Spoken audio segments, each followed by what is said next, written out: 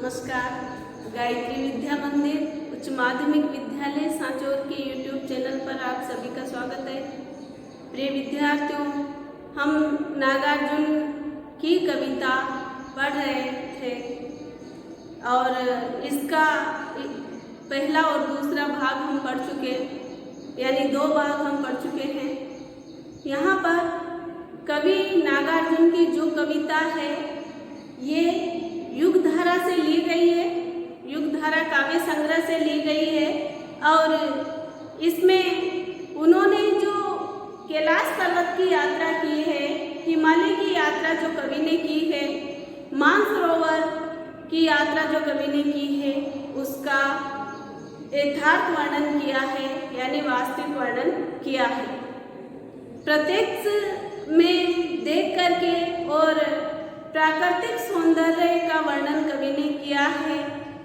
प्रकृति जो है, यहाँ पर पहाड़ियाँ हैं, झरने हैं, नदियाँ हैं, ऊंचे ऊंचे पहाड़ है, हिमालय है, मानसरोवर झील है और भी कई छोटी बड़ी झीलें हैं। लेखक ने जब कैलाश पर्वत की यात्रा की तो वहाँ पर जो मानसरोवर झील है उसका वर्णन किया है।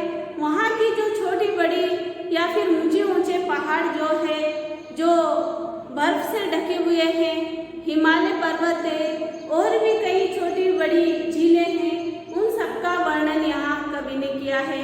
प्राकृतिक सौंदर्य का वर्णन किया है और उसी हिमालय पर्वत पर बादलों को उमड़ते घुमड़ते देखा है, यानी प्रत्यक्ष में बादलों को किस प्रकार से बादल वर्षा करते हैं, उमड़ घुमड़ करके, ये सब कवि ने देखा है और उसी का वर्णन किया है।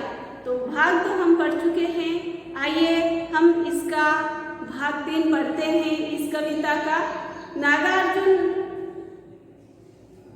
कवि जो है, इससे पहले वर्षा ऋतु का वर्णन कर चुके हैं, यानी जो पढ़ा है उसे थोड़ा सा दोहरा लेते हैं ताकि आपको याद आ जाए।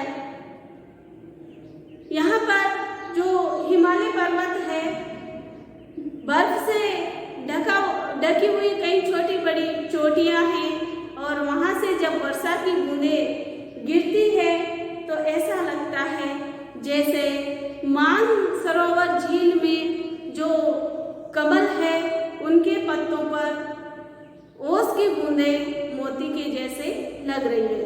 तो मानसरोवर के नीले स्वच्छ जल में जो कमल है उनके पत्तों पर जब ओस की बूंदें गिरती है, बर्फ की बूंदें गिरती है तो ऐसे लगती है जैसे मोती हो। और मानसरोवर झील का जो जल है वो स्वच्छ है, निर्मल है, श्यामल है, नीला है। हिमालय अत्यधिक ही स्वच्छ, उज्जवल और ऊंचा हिमालय और उसकी कई पहाड़ियाँ, वहाँ पर कई छोटी बड़ी चोटियाँ, कई ऊंची ऊंची चोटियाँ, पहाड़ियाँ, कई ऊंचे ऊंचे शिखर जो बर्फ से ढके हुए हैं और वहाँ पर एक मानसरोवर झील है। वहाँ कई पक्षी मैदानी इलाकों से उमस से छुटकारा पाने के लिए, वर्षा ऋतु में उमस से छुटकारा पाने के लिए वहाँ पर आते हैं और वहीं पर अपना भोजन जो है, कमल नाल जो होती है उसी में अपना भोजन खोजते हैं, यानी तीखे और मीठी जो कमल नाल के तंतु रेशे होते हैं उन्हीं को अपना भोजन बनाते हैं। और उस मानसरोवर झील में हंस भी तैरते हुए दिखाई देते हैं, यानी सभी पक्षी उस मानसरोवर झील में और वहाँ की जो छोटी बड़ी कई झीलें हैं उनमें क्रीड़ा करते हुए नजर आते हैं। तो यहाँ पर कवि ने जो ऊंचे ऊंचे पर्वत शिखर है, हिमालय पर्वत जो बर्फ से आच्छादित है, बर्फ से ढका हुआ है, उसका वर्णन किया है। वहाँ की मानसरोवर झील के किनारे अनेक पक्षी पावस यानी वर्षा ऋतु से की उमस से, गर्मी से परेशान होकर के और उस मानसरोवर झील के किनारे या मानसरोवर झील पर आ जाते हैं और वहीं पर अपने आकर के अपनी प्यास बुझाते हैं। ये प्रवासी पक्षी होते हैं, मनुष्य ही नहीं जीव जंतु भी प्रवासी होते हैं। जैसे कि कई देशों से पक्षी उड़ कर के और दूसरे स्थान पर चले जाते हैं और फिर वापस अपने स्थान पर ही चले जाते हैं। यहाँ पर भी हंस उस मानसरोवर झील में तैर रहे हैं और कमलनाथ के जो रेशे हैं, जो तंतु है, उन्हें अपना भोजन बनाते हैं। मानसरोवर के स्वच्छ निर्मल जल में क्रीड़ा कर रहे हैं। ऊंचे ऊंचे पर्वत शिखर, ऊंचा पर्वत, हिमालय पर्वत, इन सबके प्राकृतिक सौंदर्य का वर्णन, प्राकृतिक सुषमा का वर्णन यहाँ पर कवि ने किया है। आइए हम आगे इसका भाग 3 पढ़ते हैं और इसमें वसंत ऋतु का वर्णन किया गया है। आपने देखा होगा कि बसंत को ऋतुओं का राजा कहा जाता है और जब बसंत ऋतु आती है तो किस प्रकार का वातावरण हो जाता है, मनोहारी वातावरण हो जाता है। चारों ओर पेड़ पौधे हरे भरे हो जाते हैं, पुराने पत्ते झड़ जाते हैं, नए पत्ते आ जाते हैं, फूल किस प्रकार से हरियाली चारों ओर छा जाती है, यानी मनमोहक और अलग ही प्रकार का वातावरण हो जाता है बसंत ऋतु में। ऋतु बसंत का सुप्रभात था। यहाँ पर भी कवि नागार्जुन बसंत ऋतु का वर्णन करते हुए कहते हैं, ऋतु बसंत का सुप्रभात था, मंद मंद था अनिल बह रहा, बाला उनकी मृदु किरणें थी, अगल बगल स्वर्णिम शिखर थे, एक दूसरे से विरहित हो, अलग अलग रहकर ही जिनको सारी रात बितानी होती। देखिए, ध्यान दीजिए, पहले मैं शब्दों का अर्थ आपको बता देती हूँ। यहाँ पर बसंत ऋतु के सवेरे का वर्णन किया गया है। सुप्रभात, गुड मॉर्निंग को बोलते हैं ना हिंदी में, सुप्रभात। मंद मंद, यहाँ पर देखिएगा, मंद मंद एक ही शब्द है, 2 बार आया है और इसका अर्थ भी वही है, इसलिए इसमें प्रवृत्ति प्रकाश अलंकार है।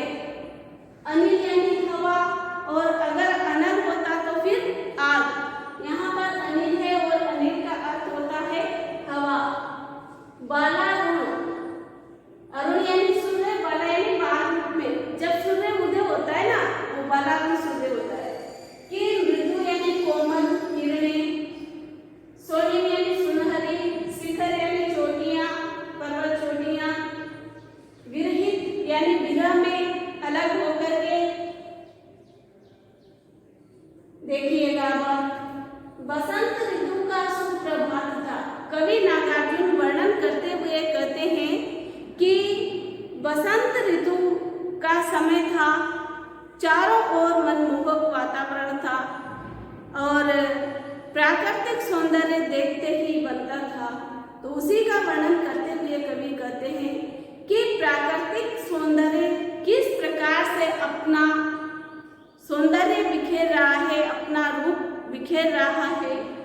बसंत ऋतु का सवेरा था, बसंत ऋतु थी, सुबह सुबह का समय था, सवेरा था और मंद गति से हवा, वायु, अनिल यानी हवा जो है बिल्कुल मंद यानी धीरे धीरे मंद गति से सुगंधित वायु बह रही थी, चल रही थी। बाला उनकी मृदु किरणें थी, अगल बगल स्वर्णिम शिखर थे। बाला यानी उदय होते हुए सूर्य की जो कोमल किरणें थी और यानी सूर्य उदय हो चुका था और अपनी किरणों को, कोमल किरणों को चारों ओर बिखेर रहा था। वहां पर सुनहरे शिखर, स्वर्णिम शिखर, सुनहरे शिखर यानी पर्वत चोटियां थी जो बर्फ से ढकी हुई थी, हिमाचली थी, बर्फ से ढकी हुई थी। यानी कवि ने कहाँ का वर्णन किया है? हिमालय पर्वत का, कैलाश पर्वत का। कवि ने कैलाश पर्वत की यात्रा की, हिमालय की यात्रा की, तो वही का वर्णन कवि कर रहा है। अब यात्रा की है तो समय लगता है। यहाँ पर पहले ऋतु का वर्णन किया कि किस प्रकार से वर्षा ऋतु में पक्षी वहां आ जाते हैं। और बसंत ऋतु में जब कभी वहां का जो प्राकृतिक सौंदर्य है उसे प्रत्यक्ष में देख रहे हैं, यथार्थ वर्णन कर रहे हैं कि बसंत ऋतु थी और सवेरा था, सुबह का समय था, मंद गति से धीरे धीरे सुगंधित वायु बह रही थी, चल रही थी और उदय होता हुआ सूर्य अपनी कोमल किरणों को उस सुनहरे पर्वत चोटियों पर चारों ओर अपनी कोमल किरणों को बिखेर रहा था। कौन? सूर्य वाला रूप। एक दूसरे से विरहित तो अलग अलग रहकर ही जिनको सारी रात बितानी होती। यहाँ पर तो सवेरा है, सुबह सुबह का समय है, बिल्कुल मंद सुगंधित वायु बह रही है, चल रही है और उदय होता हुआ सूर्य अपनी किरणों को उन सुनहरे पर्वतों पर, यानी जो पर्वत चोटियां हैं, ऊंचे ऊंचे शिखर है जो बर्फ से ढके हुए हैं, जब उदय होते हुए सूर्य की किरणें उन पर्वत शिखरों पर गिरती है, उन पर्वत चोटियों पर पड़ती है, तो ऐसा लगता है सुनहरे रंग के वो पर्वत शिखर हो जाते हैं। उन स्वर्णिम सुनहरे शिखरों पर सूर्य की कोमल किरणें पड़ रही है, आसपास बिखर रही है। और यहाँ पर अब जो चकवा, इधर देखिएगा बोर्ड पे, चकवा और चकवी पक्षी जो होते हैं, चकई भी बोलते हैं चकवी को, चकई और चकवी एक ही होता है। चकवा और चकवी जो होते हैं पक्षी, उनका वर्णन यहाँ पर कवि कर रहा है। अलग अलग रहकर ही जिनको सारी रात बितानी होती, निशा काल से चिर अभिशापित बेबस उस चकवा चकवी का बंद हुआ क्रंदन, फिर उनमें उस महान सरोवर के तीरे सेवालों की हरी दरी पर प्रणय कलह छिड़ते देखा है, बादल को डूबते देखा है। एक दूसरे से विरहित हो, विरहित यानी अलग होकर के, विरह में। यहाँ पर पौराणिक कथा के अनुसार, यानी रूढ़ी है, किंवदंती है, सुनी सुनाई कि चकवा और चकवी पक्षी जो होते हैं वो रात्रि को साथ में नहीं रहते हैं, रात में साथ नहीं रहते, रात्रि में बिछुड़ जाते हैं और सवेरा होने पर, सुबह होने पर वो वापस मिलते हैं। तो किस प्रकार से विरह में उनकी रात्रि व्यतीत होती है उसी का वर्णन कवि ने यहाँ पर किया है। अलग अलग रहकर ही जिनको सारी रात बितानी होती, पूरा दिन निकल गया है, पूरा दिन व्यतीत हो चुका है और अब रात्रि का समय आ गया है, रात हो गई है। चकवा और चकवी पक्षी जो है दोनों को अलग अलग रहकर ही अब सारी रात बितानी है, सारी रात व्यतीत करनी है। निशा काल से चिर अभिशापित, निशा काल यानी रात्रि काल में चकवा, रात्रि के समय में, निशा यानी रात्रि, रात्रि या रात के समय में चकवा और चकवी पक्षी साथ नहीं रहते हैं। ये चिर यानी सदैव, अभिशापित यानी साप उन्हें मिला हुआ है, सदैव या हमेशा से ही ऐसा साप श्राप उन्हें मिला हुआ है कि चकवा और चकवी जो पक्षी होते हैं और रात्रि में साथ नहीं रहते हैं। बेबस यानी मजबूर उस चकवा चकवी का बंद हुआ क्रंदन यानी चीख पुकार उस महान सरोवर के तीरे, सरोवर यानी तालाब, सरोवर, सेवालों की हरी दरी पर, सेवा एक प्रकार की ये होती है, काई होती है ना हरी हरी, जो पानी के ऊपर जम जाती है, सेवा। प्रणय कलह यानी प्रेम लीला छिड़ते देखा है, बादल को गिरते देखा है। अर्थ देखिएगा, निशा काल से चिर अभिशापित बेबस उस चकवा चकवी का बंद हुआ क्रंदन। निशा काल यानी अब रात्रि का समय आ चुका है, दिन का समय व्यतीत हो गया, बीत गया है, रात्रि का समय आ गया है और चकवा और चकवी पक्षी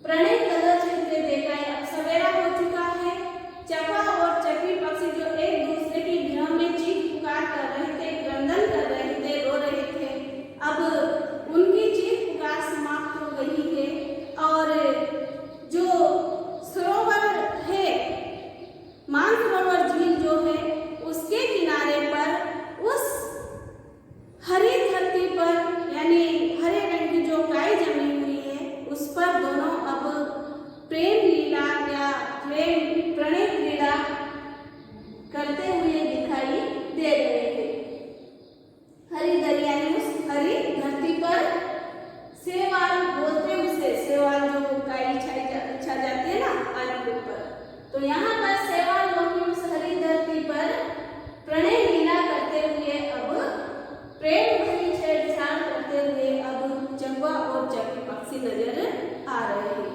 कवि ने हिमालय पर्वत से बादलों को गिरते देखा है, उमड़ उमड़ कर आते हुए देखा है कि बादल किस प्रकार से गिर करके उमड़ उमड़ करके और वर्षा करते हैं, किस प्रकार से बादल बनते हैं। तो यहाँ पर किस प्रकार से बादल वर्षा करते हैं इसका वर्णन कवि ने किया है कि बादल को गिरते देखा है, यानी जहाँ की कवि ने यात्रा की है वहाँ से कवि ने बादलों को उमड़ते उमड़ते और वर्षा करते हुए देखा है। तो वहाँ हिमालय पर्वत का, वहाँ की नदियों का, झरनों का, पहाड़ों का, वहाँ की झीलों का और वहाँ के प्राकृतिक सौंदर्य का जो कवि ने देखा है उसका यथार्थ वर्णन किया है। और आज के लिए इतना ही, आगे का भाग हम कल पढ़ेंगे। धन्यवाद।